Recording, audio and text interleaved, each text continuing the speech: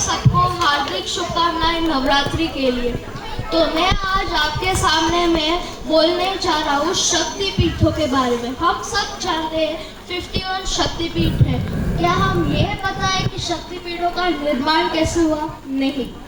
तो एक पौराणिक कथा के अनुसार जब माँ सती और शिव जी की शादी होने के बाद वो कैलाश में रहने लगे और दूसरी तरफ प्रजापति दक्ष वहाँ पे महायज्ञ का योजना कर रहा था।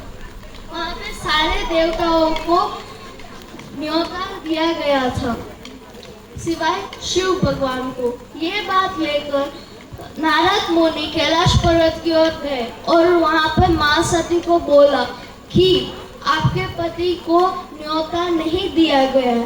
तो ये बात सुनकर माँ सती बहुत ही क्रोधित हो उठी।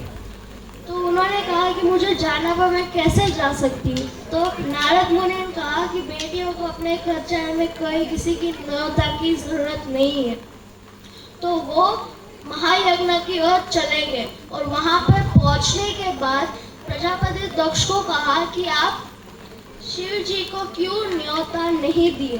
तब उन्होंने अपशब्द बोले और माँ सती ये बात सहन ना कर पाए और वो हवन कुंड में कूद गए। और बाद में ये बात पता चलते ही शिव जी बहुत ही क्रोधित हो उठे और उन्होंने वीरभद्र को कहा कि प्रजापति दक्ष का सर धड़ से अलग कर दो। तो फिर भगवान शिव माँ सती के पार्थिव शरीर को उठाकर चारों तरफ भ्रमण करने लगे और तांडव करने लगे गुस्से के मारे। बाद में सृष्टि के संचालक यानी कि विष्णु भगवान ने सोचा कि ऐसा ही होता रहा तो शिव जी के मनोदशा अच्छी नहीं रहेगी। तो उन्होंने सुदर्शन चक्र से माँ सती के 51 टुकड़े कर दिए और वही टुकड़े जाके धरती पे गिर गए और उसी स्थान को हम शक्तिपीठों के नाम से जाने जाते हैं। भारत देश के अंदर 42 शक्तिपीठ है, पाकिस्तान में 1 शक्तिपीठ है, श्रीलंका में 2 शक्तिपीठ है, 1 नेपाल में है और 1 तिब्बत में है। तो पहला शक्तिपीठ है कीर्तेश्वरी शक्तिपीठ। वहाँ पे माँ विमला का मंदिर है। वहाँ पे माँ सती के मुकुट गिरा था। वो वेस्ट बंगाल के मुर्शिदाबाद में आता है। वहाँ पे एक मान्यता ये है कि वहाँ पे मुख्य पूजा करने के वहाँ पे कोई मूर्ति नहीं है। वहाँ पर एक पत्थर है जो लाल कलर के कपड़े से ढका हुआ है और वहाँ पे हर दुर्गा अष्टमी के दिन वहाँ पे कपड़ा चेंज होता है।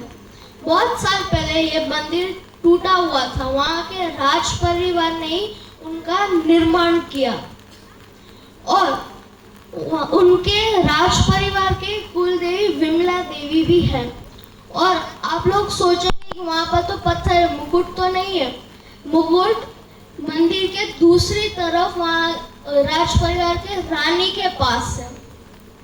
अब हम बात करते हैं दूसरे शक्तिपीठ की जो है कात्यायनी शक्तिपीठ जो वृंदावन में आता है।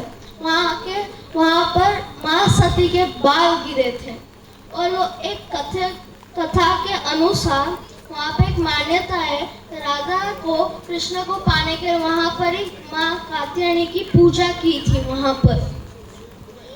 और अब हम बात करते हैं तीसरे शक्तिपीठ की, वो है कारगिल शक्तिपीठ जो महाराष्ट्र